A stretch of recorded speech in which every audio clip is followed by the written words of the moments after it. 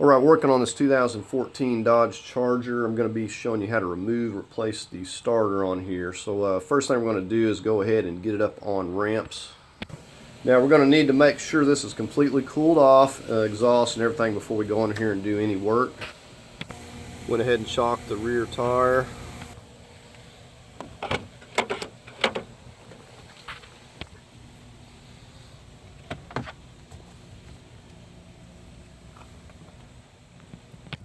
Okay, we need to get the battery negativeness disconnected. Just push in on this one, take that loose.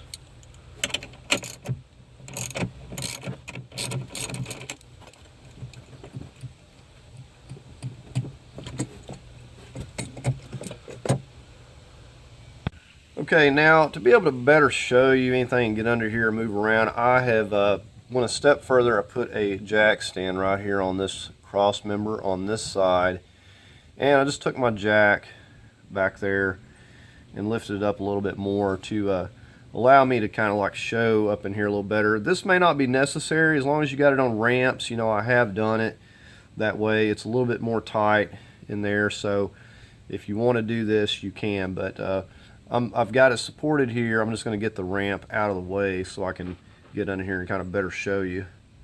So this is this cross member that comes apart across the front here, the subframe, and this is where I was lifting along this back here, just kind of out of my way. You can lift anywhere on this. I just wanted it sort of out of the way. So I'm just going to come like right under here, and we come back here to the back part of the subframe. Look right up here, you can see the steering shaft, and you can start to see back here where the starter is kind of buried. Up in here is where your bolts, right above these oil cooler lines. Those are the bolts holding it in from the back side, and we'll take a look up here. So here at the steering rack, looking up in here, we can see the starter. We see that heat shield that's lying on top of that. So we're going to get started with the heat shield, and then we'll move on from there. Okay, so we're starting with this 13, and basically we're going to just reach our arm right up in here and kind of follow that. And it's going to be difficult for you to see the bolts there, but that's how we're going in there, just right in through there. And we'll just get that 13. Okay, the heat shield, we got a 13 millimeter right here.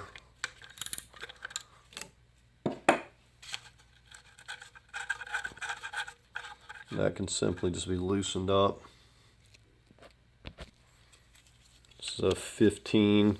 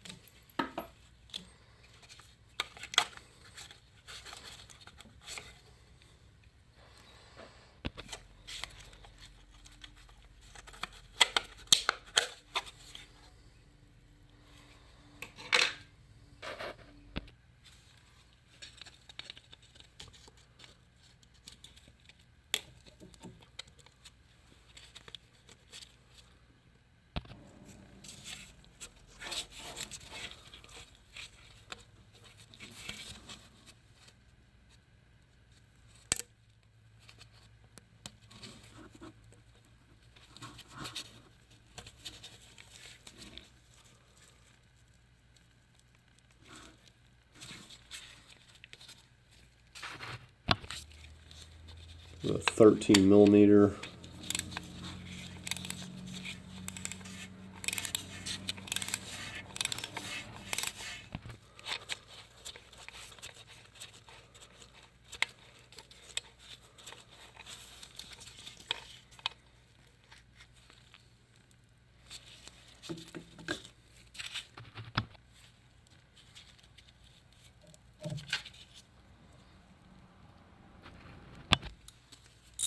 Two 15s. Okay, for these back 15 millimeters, you really need to have yourself like a 2-foot extension. The swivel is just a 3/8, and just a regular medium-sized ratchet. Depending on how tight yours are, these aren't too bad on here. Okay, so as you look in here, you see why we need the extension.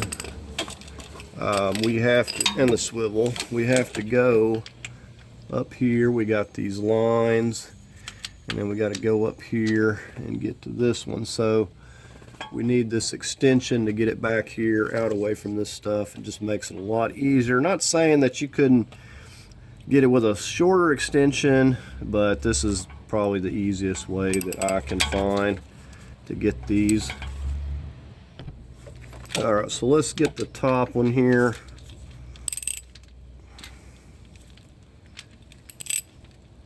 Just got to make sure it stays on there.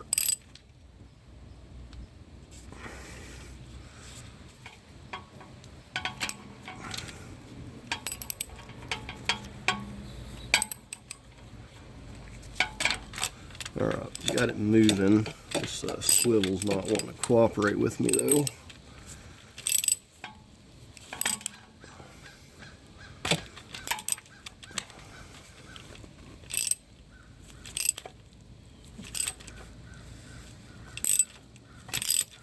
Alright, so I'm just going to keep working at it here. Alright, so we got that backed off and loose. Go ahead and get the upper here.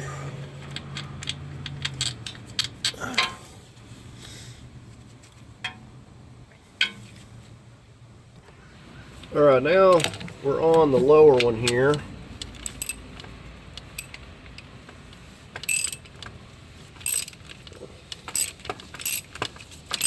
And it's loose. I can hear it flopping.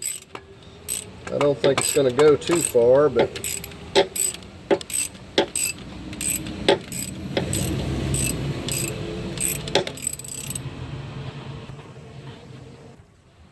okay, so let's go ahead and take this bolt out here. And it's just basically sitting there. And I'll go ahead and show you taking it out. So I'm just reaching my arm like right here below this exhaust.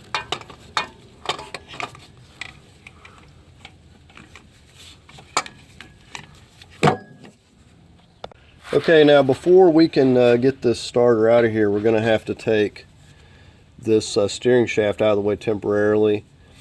And we've got a 13 millimeter on the other side.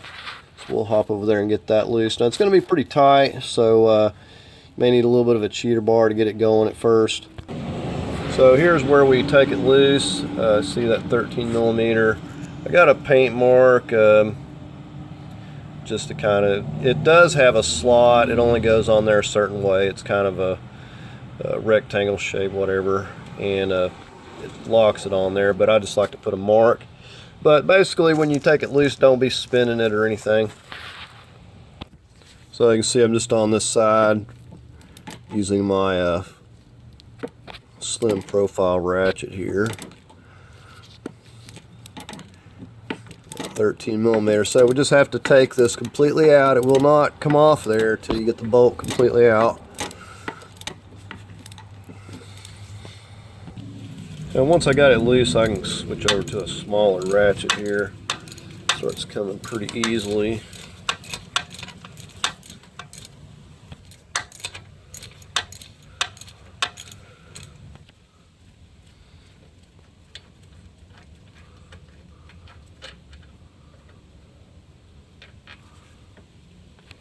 Okay, now this thing pushes in and out. It's telescopic, so you'll just take and push it or start wiggling it. You see how I pushed it right off there. Just wanted to give you another view of this. You can see it's how it's shaped here. It's kind of squarish, and it has this notch here where the bolt goes, so you can't really put it on wrong. The only thing you do is if you spin in the steering wheel and got it out of alignment, but it's no danger of putting it back on wrong. Okay, so you see we have that there loose. I'm going to reach back up here and get the starter.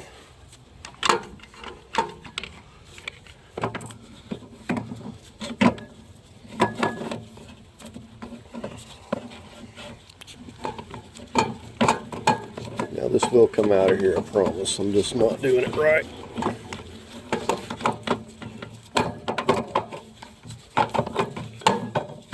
Alright, so it actually comes out of there pretty easy. I just wasn't doing it just right. You see it come out right through there.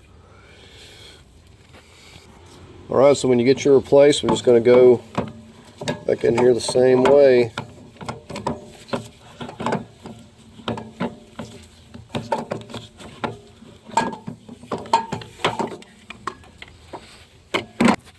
And matter of fact, we could leave that out of the way till we get all this fastened up.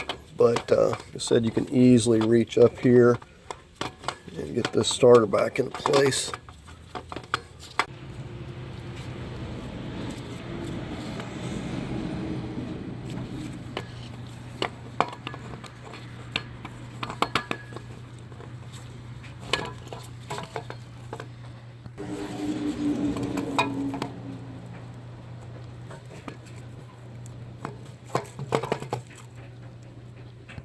And we're going to start working these 15s in. Before we do that, we're going to make sure we put some medium Loctite on these.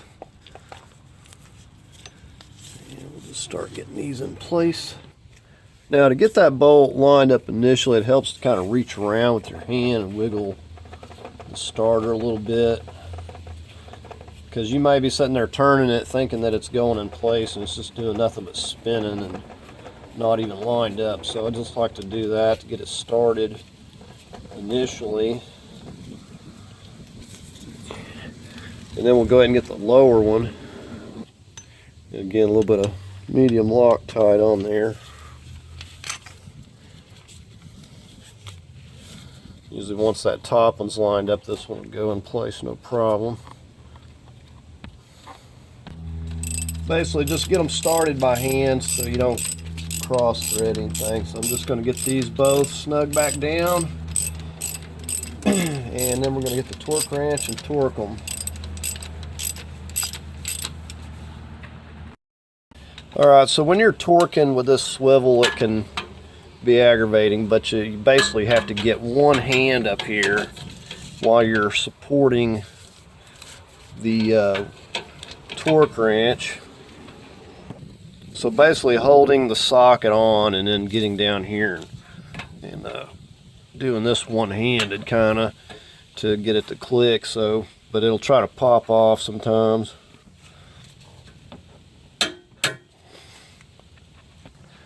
Okay, so at this point we'll go ahead and get our wire and heat shield and everything back onto the starter.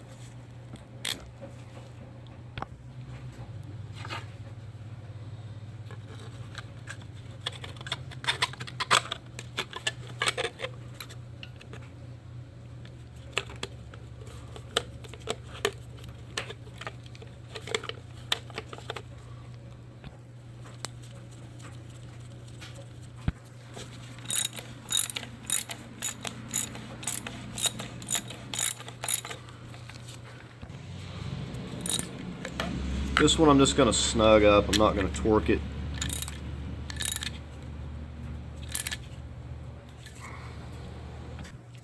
We go 35 foot-pounds.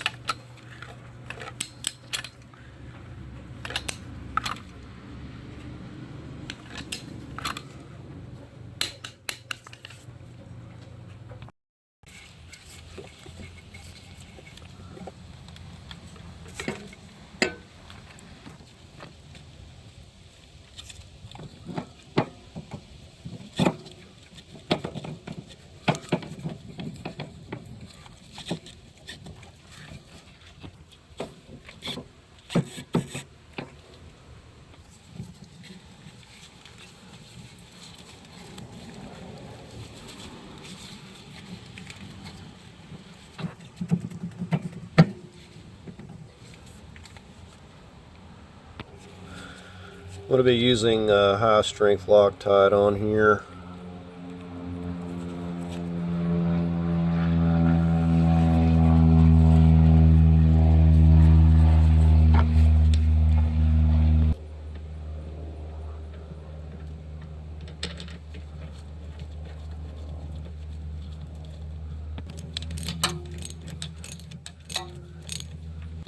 So if you can get your torque wrench in here, torque this to about 35 foot-pounds. I'm just going to be using my slim profile ratchet here and just snugging it up really good. All right, so that's good and tight.